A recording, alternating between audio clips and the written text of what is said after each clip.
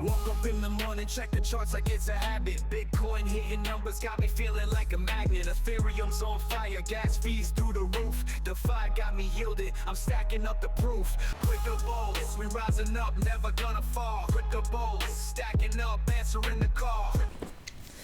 So hello everyone, welcome back to Crypto Bulls. मैं हूँ ऋषि Srivastava and again we are going to see the latest crypto news and updates in today's video. So चलिए शुरू करते हैं बिना किसी देरी के।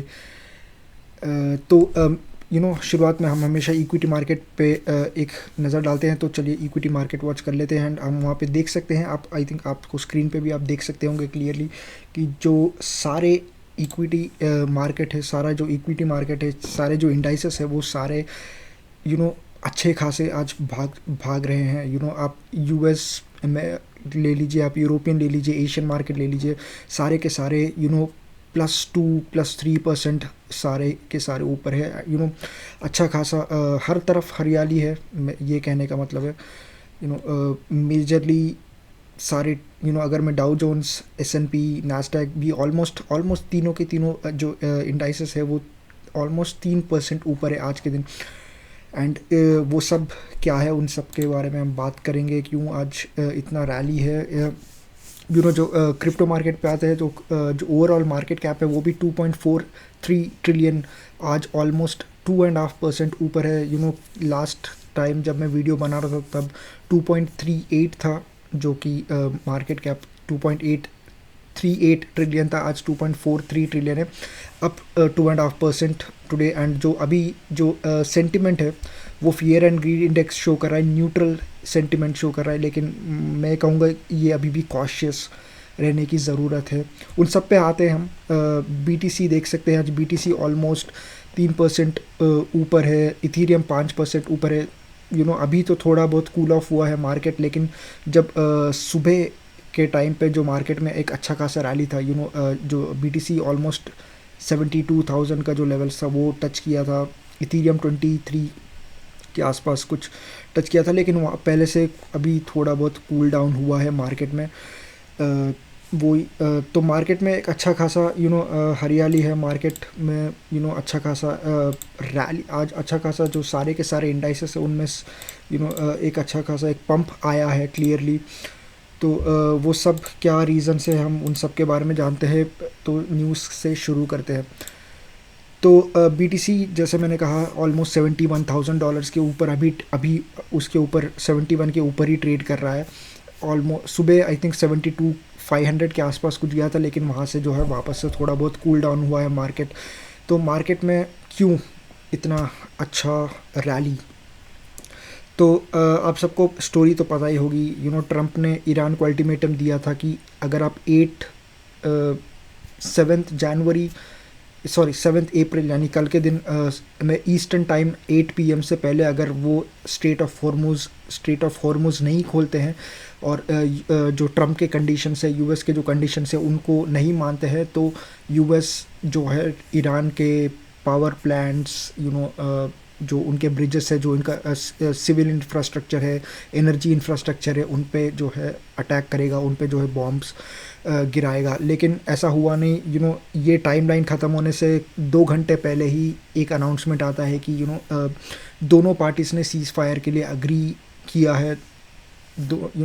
एक 2 हफ्ते का सीज़ फायर यानी 15 दिन का जो सीज़ फायर है उसके लिए दोनों पार्टीज़ ने, ईरान के तरफ से भी आया था ये न्यूज़ एंड US के तरफ से भी ये न्यूज़ निकल के आया था। पाकिस्तान, चाइना के जो हेड्स है वो लोगों ने भी इनको इन्फ्लुएंस करने की कोशिश किया है। हम देख सकते हैं जो ईरान है और US है, दोनों ने पाकिस्तान को थैंक करते हुए ट्वीट किया था, बट ठीक है।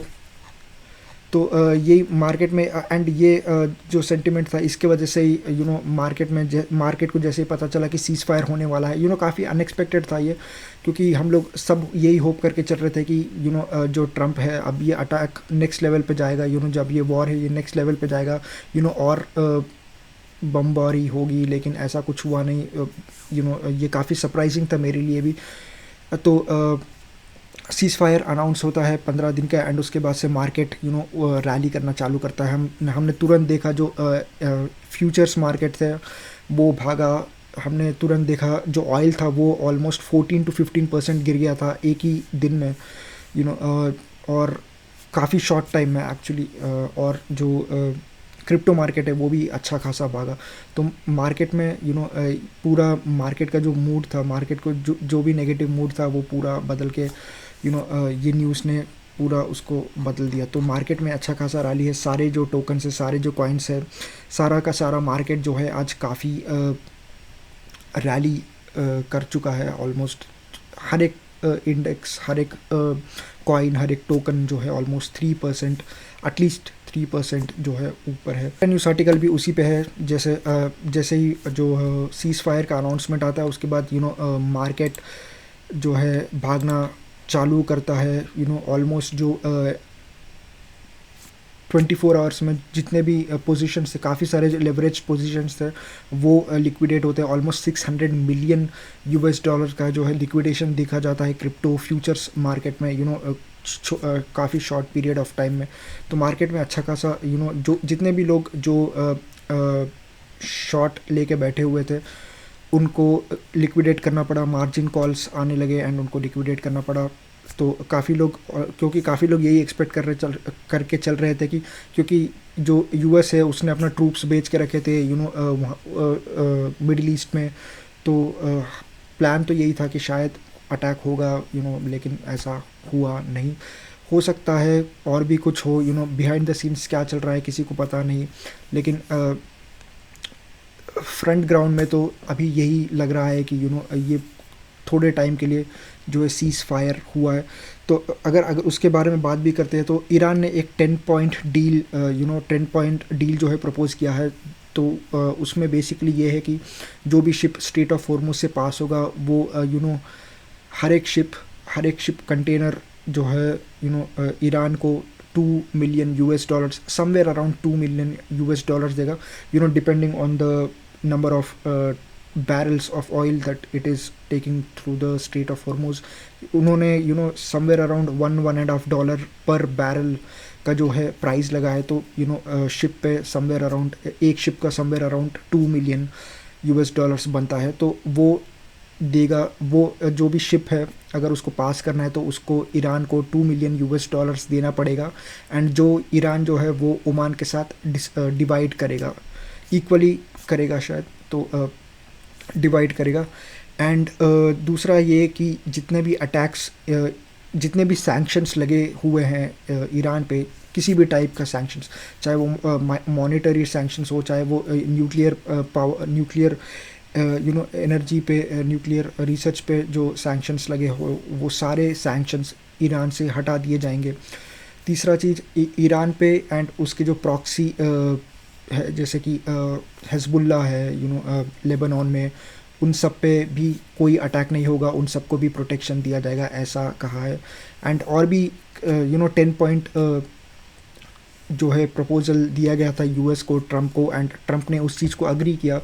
इस वजह से भी थोड़ा बहुत एंथुसियाज़म था मार्केट में, इसलिए भी मार्केट जो है और अच्छा भागा, क्योंकि ट्रम्प ने उस चीज़ को अप्रूवल दिया। तो इसीलिए आप देख सकते हैं जो सारा मार्केट है वो आज अच्छा खासा इन ग्रीन में है। अगले न्यूज़ आर्टिकल पे आते हैं। अगला न्यूज़ आर्टिकल, हाँ, तो ये काफ़ी इम्पोर्टेंट न्यूज़ आर्टिकल हो सकता है हमारे लिए। तो जैसे आपको पता है ईरान पे काफ़ी टाइम से सैंक्शंस लगे हुए थे, तो वो डॉलर में ट्रेड नहीं कर सकता था, वो किसी को अपना ऑयल नहीं बेच सकता था, बट डॉलर्स में ऑफ कोर्स। एंड लेकिन उसका मेजॉरिटी जो ऑयल था वो इसीलिए चाइना को जाता था, एंड वो चाइनीज़ युआन शायद लेता था। लेकिन अभी भी जैसे मैंने बताया, अब आप देख सकते हैं कि अभी जो सीज़ फायर हुआ है, शायद हम इसको एक पीस डील में भी कन्वर्ट होता हुआ देख सकते हैं, एंड ये वॉर का एंड होता हुआ भी हमको दिख सकता है। तो होगा क्या अगर स्ट्रेट ऑफ हॉर्मुज़ से ईरान ने तो क्लियरली डिमांड किया है कि आप हर एक शिप जो है वो ईरान को पैसा दे, क्योंकि काफ़ी टाइम से ईरान पे सैंक्शंस लगे हुए हैं, एंड वो ग्लोबल इकोनॉमी का एक मेजर पार्ट नहीं बन सका ईरान, तो इसकी वजह से जो ईरान के अंदर भी इंटरनल जो इकोनॉमिक फेलियर हुआ है उसका एक रीज़न वो भी है। तो इसलिए ईरान चाहता है कि वो अब इस चीज़ को फाइट करे एंड वो वापस से रिपीट ना हो।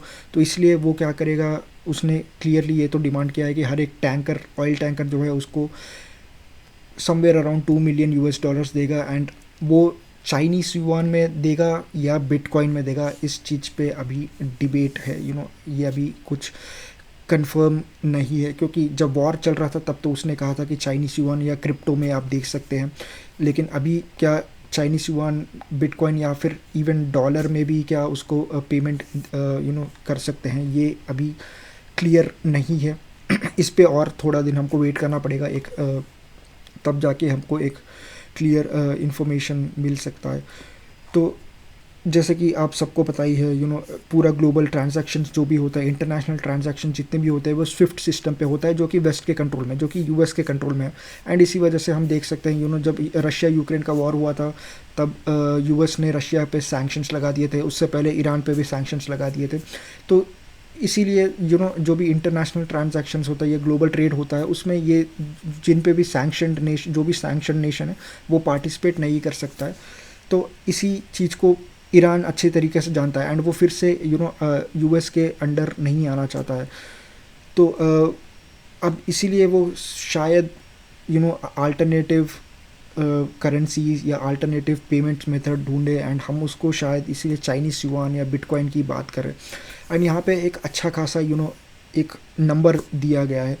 तो अगर मान के चलिए अगर स्ट्रेट ऑफ हॉर्मुज़ कम्प्लीटली खुल जाता है तो वहाँ पे समवेयर अराउंड हर दिन 130 शिप्स जो है पास करेंगे, दैट इज़ द डेटा। जब स्ट्रेट ऑफ हॉर्मुज़ बंद होने से पहले भी 100 समवेयर अराउंड दैट 125-130 शिप्स जो थे वो हर दिन पास होते थे।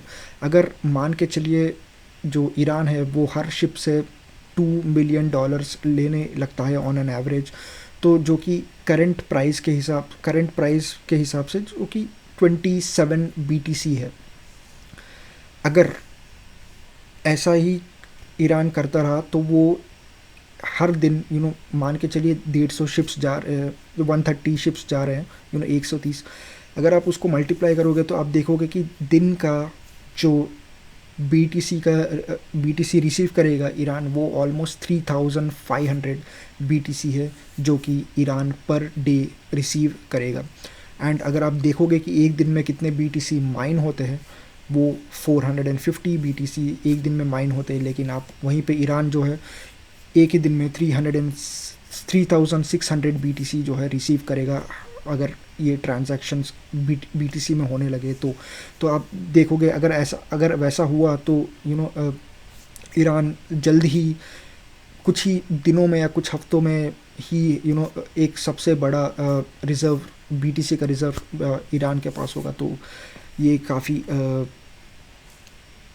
क्रेज़ी चीज़ होगा ईरान के पर्सपेक्टिव से। तो अगला न्यूज़, तो मॉर्गन स्टैनली ने मॉर्गन स्टैनली आपको पता ही है यूएस में एक बैंक है, तो एक मेजर यूएस बैंक है, एंड उसने खुद का एक स्पॉट BTC का ETF जो है लॉन्च किया है।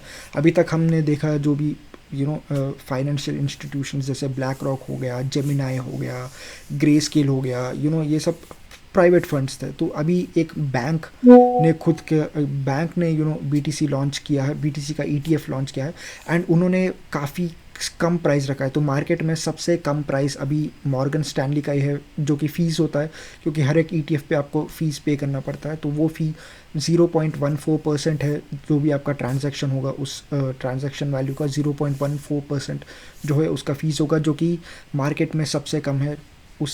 तो आप शायद हम देख सकते हैं कि जो अदर क्लाइंट्स है, जो भी इन्वेस्टर्स है, जो कि अदर ETFs में पैसे डालते हैं, अदर फंड्स में पैसे डालते हैं फॉर इन थर्ड पार्टीज, वो शायद मॉर्गन स्टैनली पे शिफ्ट हो सकते हैं, क्योंकि यहाँ पे काफ़ी कम फीस उनको देना पड़ेगा। तो यही थे दोस्तों कुछ इंपॉर्टेंट न्यूज़ एंड अपडेट्स जो मैं आपके साथ शेयर करना चाहता था। अगर आपको वीडियो अच्छा लगा है तो आप लाइक कीजिए, चैनल को सब्सक्राइब कीजिए। आप हो सके तो जो व्हाट्सएप जो चैनल है वो भी आप ज्वाइन कीजिए, जो कि आपको यहाँ पे लेफ़्ट साइड में आपको जो है एक QR कोड दिख रहा होगा, उसको आप ज्वाइन कीजिए। एंड जहाँ पे मैं आपको हर रोज़ लेटेस्ट न्यूज़ जो है वहाँ पे पोस्ट करता हूँ, तो आप पढ़ सकते हैं, आप कोई भी न्यूज़ मिस नहीं करेंगे। तो make sure you join the WhatsApp channel. And तो मार्केट में तो अभी अभी अगर मेरा ओपिनियन क्या है, मैं तो अभी भी कॉशियस हूँ, क्योंकि मेरे को ये लग रहा है ये मार्केट अभी भी फ्रेजाइल है। मार्केट मार्केट आज ऑलमोस्ट 3-4% हर एक इंडेक्स, हर एक टोकन, हर एक कॉइन, हर एक ऑलमोस्ट प्रॉबेबली स्टॉक भी 3-4% ऊपर होगा। लेकिन जो प्रॉब्लम है कि ये अभी जियोपॉलिटिक्स यहाँ पे ख़त्म हुआ नहीं है। आप देखोगे इसराइल शायद वापस से इस कुछ ना कुछ छेड़ने की कोशिश करेगा, क्योंकि इसराइल, ये हम सबको पता है, यहाँ पे मेजर विन अभी तो इसराइल के लिए, ये मेजर वॉर जो है वो इसराइल के लिए है। ये इसमें यूएस को कुछ आने वाला नहीं है। यूएस को सिर्फ, अगर वो यूएस जीतता है तो भी यूएस को कुछ आने वाला नहीं है। यूएस का तो सिर्फ लॉस ही होगा, और वही हुआ है। हमने पिछले 1-1.5 महीने में देखा है, क्योंकि ऑलमोस्ट 40 दिन का ये वॉर चला था, चल गया, ऑलमोस्ट 40 दिन हो गए वॉर चालू होकर। एंड इसमें हमने सिर्फ यूएस को लूज़ करते हुए देखा है। ईरान को भी ईरान ने कुछ लूज़ किया, लेकिन कुछ ऐसा लग रहा है ईरान ऑलमोस्ट जीत चुका है वॉर, क्योंकि ईरान के फेवर में ही मेजर ऑफ द कंडीशंस जो है ईरान के फेवर में ही पास हुए हैं, अप्रूव हुए हैं। तो इसराइल को तो ये पता ही नहीं था कि एक सीज़ फायर अनाउंस कर दिया जाएगा। ट्रंप ने सीज़ फायर अनाउंस कर दिया इसराइल के लिए खुद एक लेटेस्ट न्यूज़ था ये।